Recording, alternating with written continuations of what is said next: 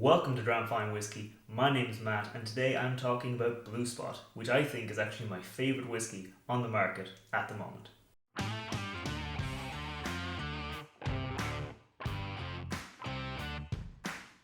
This is a cask strength pot still whiskey, so let me get it into the glass and I'll tell you all about it. As I said, this is a cask strength pot still whiskey, so what does that mean? Well, cask strength simply means that they took it from the cask and they put it into the bottle and there was no changes.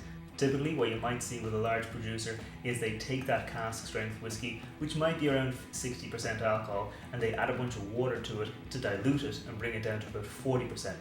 This typically makes the whiskey more palatable, it's more approachable, there's a lot less flavour, it's generally a lot softer, and also increases the profit margins for the companies. Now, 40% is often called the industry standard, but 40% is also the minimum a whiskey can be and still be called whiskey. So it's refreshing to see a bunch of producers like West Cork, like Teeling, like Dingle coming out with whiskies that are above that 40%, but they have still been proofed down a bit. This allows them to strike a balance between kind of making a profit and also making a whiskey that's worthy of the name.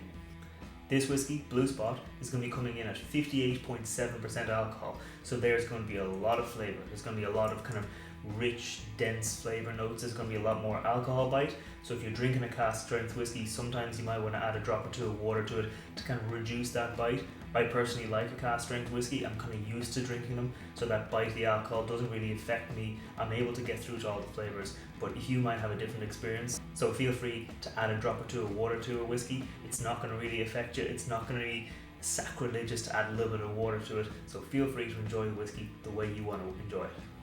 And what do I mean by pot still? Well, pot still is the style of whiskey that is unique to Ireland.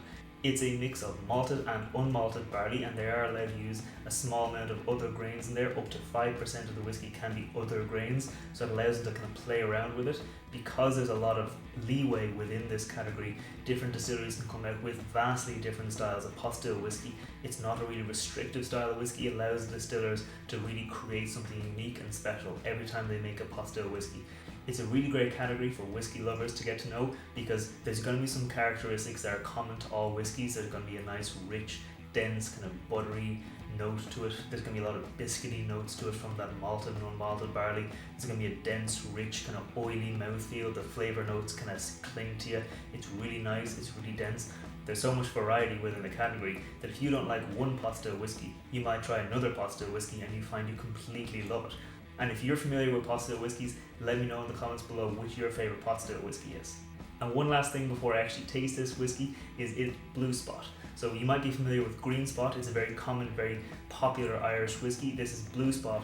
It's a close cousin of Green Spot, so it has a lot of the same characteristics. I think it has the same mash bill, but has been aged slightly differently. It's also 7-year-old and it's cask strength. Green Spot is aged in bourbon barrels and finished in sherry casks. Blue Spot, however, is a little bit different. They've taken that same classic combination of bourbon barrels and sherry casks, but they've added some Madeira casks as well. Madeira is a type of fortified wine, and the casks are often left outside in the sun to really bake in the heat. This allows the oak to kind of really take on a lot of that wine characteristic, a lot of that rich, dense flavours. So when they put the whiskey into this, it has completely changed it and added a lot more flavour.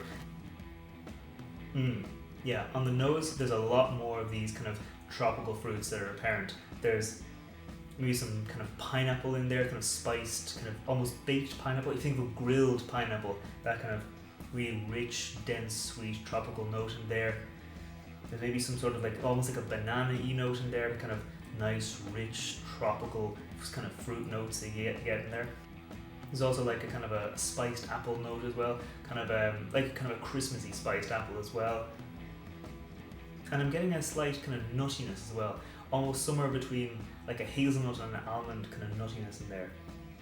That's, I think, from the Madeira influence. It's quite different from the typical Green Spot. That Madeira has obviously had a huge influence on this, has really changed the structure of the whiskey. So at least on the nose, it's a lot more tropical, a lot more lighter.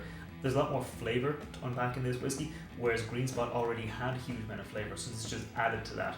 There's a lot more sweet, dense, tropical notes in this whiskey, so I'm really excited about the nose, and let's get into the palate.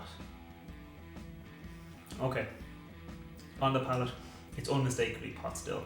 Pot still whiskies often have They have a peppery characteristic to them, and this is no different. There's a nice kind of rich, tingly black pepper spice that comes through. It's very apparent, it's very forward, and it kind of helps to elevate all those sweet fruit notes that come through on this whiskey. That kind of pineapple is still present. There's a lot more orchard fruits, kind of green apple, red apple, orchard fruits notes coming through here.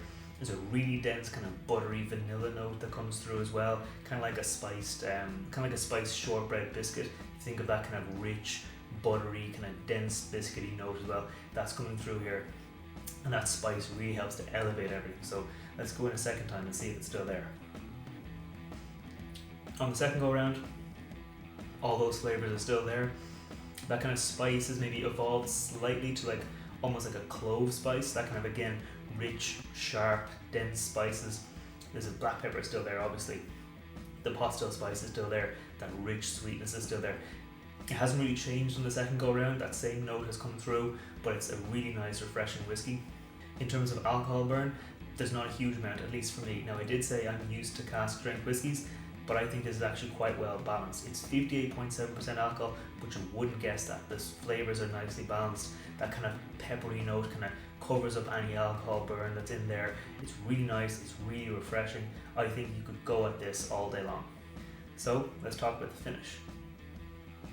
Okay, on the finish, that spicy note I think is the longest one to hang around. Again, for me, like I said, I'm used to cask strength whiskies. The alcohol burn doesn't really bother me.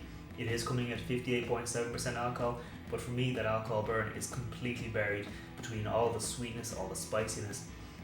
That kind of pineapple, tropical fruit note, that kind of fades first. The nuttiness fades away. The kind of appley, orchard fruit notes, that fades as well. The kind of vanilla, I think that hangs around maybe the longest on the sweet side, but really that pot still spice, that peppery black pepper spice, that kind of clove spice, that's the one that hangs around the longest. It's kind of almost like a mouth-watering whiskey. That tingly spice, it really does make your mouth salivate, it makes you want to go back for more. This is actually also getting kind of hard to find. I think it sold out within a couple of days of its initial release in Ireland. The release in America I think also sold out incredibly quickly. Now I think they are coming out with another batch of it soon, so if you see it, I'd say get it while you can. And that's about all there is to say about this whiskey. If you liked the video, hit that thumbs up button, hit that subscribe button. I put out a new whiskey review every Wednesday, and I put out a new cocktail video every Friday. So until next time, sláinte.